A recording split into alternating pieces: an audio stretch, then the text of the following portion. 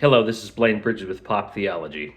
I want you to cast your mind back to that time that you were sitting in your high school English class and your teacher approached you and placed The Death of a Salesman on your desk and said, "All right, students, today we're going to delve into the life and times of Willy Lowman." For a teenager, this drama might present a somewhat arduous reading journey. The life of Willy Lowman may seem distant or abstract. He's an individual who is nearing the end of his life. And for a teenager whose entire life is before them, it might be difficult for them to conform their minds to the sort of mentality that an individual like Willy Lowman has. But I'm assuming now that you're watching this video that you're a little bit older, right? Or perhaps you're intellectually curious and you're willing to conduct a thought experiment. And so let's do that. Why don't we project ourselves into the mind of Willy Lowman and see the world through his eyes? Okay? Your hopes, dreams, aspirations, and desires have begun to disintegrate. The business to which you have devoted your life is telling you that all of the financial achievements that you had in your company are lies that you're telling yourself. They've taken you off of salary and put you on commission. They have absolutely no respect for you whatsoever. All the people that you have ever relied upon for help and who have relied upon you for help have passed away. Your children are shiftless layabouts who are obsessed with pleasure and are pathologically unable to labor. Your legacy, what you hoped would be your legacy, has become unachievable. A question hangs over the drama, The Death of a Salesman. Is it a tragedy? In classical drama, from antiquity to the time of Arthur Miller's composition of this text, tragedy dealt with towering literary figures, people with enormous personalities whose virtues were as magnificent as their vices. Figures like Oedipus, Creon, Hamlet, Romeo, Macbeth, and so on. Is Willy Lowman's life even remotely similar to the lives of those literary giants? Can any kind of relationship between them be demonstrated?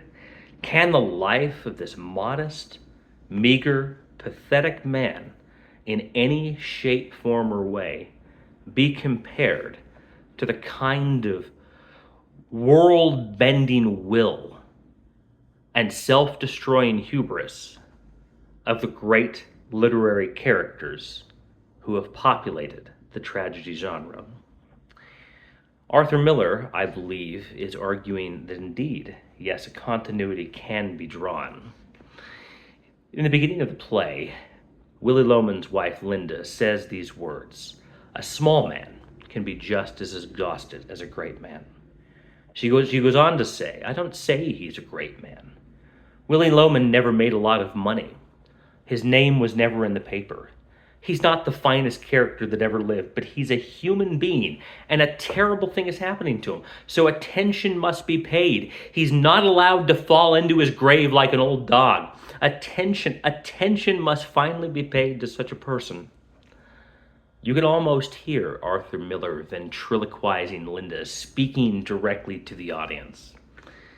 I want you to stop paying attention to the princes, generals, kings, queens, the warriors who have populated tragedies in the past. And I want you to focus on the small and sad life of a totally normal person. Indeed, Willy Lowman, perhaps his life was not nearly as dramatic as the lives of the great towering literary figures, but his hopes, dreams, and aspirations are as grand as these characters. So what is Arthur Miller really trying to say? He's saying this: the plight of the great man is no different from the plight of the small man. I want us to consider a passage from the book of Ecclesiastes. Ecclesiastes was written by Solomon. Solomon was nearing the end of his life, and he's contemplating the reality of his impending death. And he's looking upon all the works that his hand has wrought. And he said, I built an entire sprawling kingdom. I constructed gardens, enormous buildings, palaces. I congregated servants. I threw lavish parties. I had male singers. I had female singers. I enjoyed the fruit of the vine every day. There was nothing that I desired that I did not ultimately possess. And then he says these words. Then I looked on all the works that my hands had wrought, and on the labor that I had labored to do. And behold, all was vanity and vexation of spirit, and there was no profit under the sun. And I turned myself to behold wisdom and madness and folly. For what can the man do that cometh after the king? Even that which has already been done. So this final verse, verse 12, after he's given this exposition of the wild and wildly productive life that he's lived, he says, for what can the man do that cometh after the king? So this phrase is a bit obscure, especially in the King James formulation.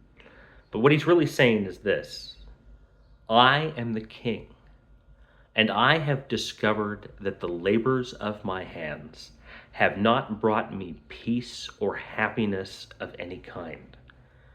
I am placed at the top of the social hierarchy.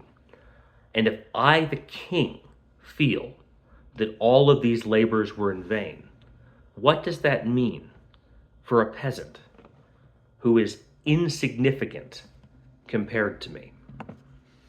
So what is the common anxiety shared by Willy Lowman and Solomon? The answer to that question is found in the text of The Death of a Salesman. Happy, who is Willy Lowman's son, says this about his occupation. He works for a merchandise manager, and he's talking about the future of his life and what he can expect as he progresses in this business. He says this of the merchandise manager: all I can do now is wait for the merchandise manager to die. And suppose I get to be a merchandise manager. He's a good friend of mine, and he just built a terrific estate on Long Island. And he lived there about 2 months and sold it. And now he's building another one. He can't enjoy it once it's finished. So Happy, a man whose life has been short and has a much longer period of time to live, is projecting himself into the future, is in some way relating to his father. And he's imagining assuming the role of the merchandise manager, of succeeding in the business in which he is employed. And he's looking at this merchandise manager's life, and the merchandise manager has discovered that all of the wealth that he has accumulated, the mansions that he's built, hasn't brought him any happiness. He has lived in this mansion that he built for 2 months and moved out of it, because it didn't bring him any joy. Before I began this little diatribe, I asked what the common anxiety is shared by Willy Lowman and Solomon is. It's the anxiety shared by the merchandise manager. There is a continuity in the hierarchy of these men, with Willy Lowman at the very bottom, the merchandise manager in the middle, and Solomon at the very top. And that is that they aspired to possess things that ultimately cannot produce happiness. They wanted material goods. Solomon sought them and obtained them. The merchandise manager sought them and obtained them. Didn't bring either of them happiness. And Willy Lowman, who sought them and didn't obtain them, found that in his pursuits, the sweet fruit of success turned to ash in his mouth. And he imagines falsely that had he achieved these things, that flavor of ash would have been the sweetest nectar. But what Willy Lowman didn't know is what the merchandise manager discovered. is what Solomon confesses at the end of his life in Ecclesiastes. And that is that these material possessions ultimately cannot elevate our soul. And why is that? It's because these material possessions that Willy Lowman is pursuing and these abstract desires that he has that are related to material success are contingent upon other things, or are for the sake of other things, or ultimately are ephemeral. What does Willy Lowman want? Willy Lowman wants wealth. But what Willy Lowman failed to consider is Aristotle's insight into what wealth is actually for. Wealth is never obtained for its own sake, but for the sake of another thing. And if you accumulate wealth with the purpose of only accumulating wealth, the wealth that you accumulate can never be enjoyed. I want you to think for a moment about the life of Ebenezer Scrooge, who devoted himself entirely to the acquisition of money. When we're first introduced to him, his office and his home are freezing cold. And that's because he's not willing to pay the expense of igniting coal to heat his apartment or his workspace. Despite the fact that Scrooge has more than enough money to pay for both, because of his obsession with money, he is not able to enjoy the fruits that money can buy. And the same thing might have happened to Willy Lowman had he attained the success financially that he was striving for. What else does Willy Lowman want? Willy Lowman wants honor. But what's the problem with seeking after honor? Well, honor is conferred upon us by other people. And because it is conferred upon us by other people, it can be taken away. Honor is only as meaningful as the affirmation of the people who bequeath us with honor. What else does Willy Lowman want? Willy Lowman wants pleasure. What's the problem with seeking after pleasure as an end in it for itself? Well, pleasure is ephemeral. It's temporary. It doesn't matter how enormous a banquet we ingest. It doesn't matter how sumptuous, how sweet, how savory the food we eat are.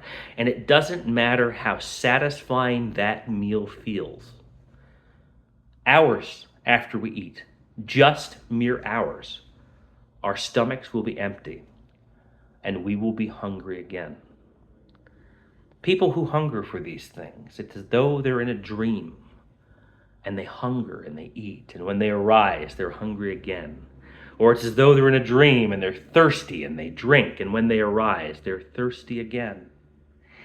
And this affliction, this aspiration for things that pass away, is a common tragedy shared by all men. There's a wonderful poem by Edgar Allan Poe that I want to recite and comment upon a little bit. It's called Dream Within a Dream. Edgar Allan Poe says these things. Take this kiss upon the brow, and in parting from you now, thus much let me avow. All my days have been a dream. But if hope has flown away in a night or in a day, in a vision or in none, is it therefore the less gone? All that we see or seem is but a dream within a dream. I stand amid the roar, in a surf-tormented shore, and hold within my hand grains of the golden sand. How few, yet how they creep through my fingers to the deep, while I weep. While I weep. O God, can I not grasp them with a tighter clasp? O God, can I not save one from the pitiless wave? Is all that we see or seem but a dream within a dream? What Edgar Allan Poe has done is capture the reality of pursuing ends that can never ultimately bring us happiness. They are but grains of sand in our hands, and they pass through our fingers, and no amount of clutching or grasping can keep them in our hands. What was Willy Lowman's tragedy, if indeed the death of a salesman is a tragedy? It's that Willy Lowman dreamed the wrong dreams. All right, thank you very much. Tell me what you think in the comments. Leave a like and subscribe. Have a wonderful day.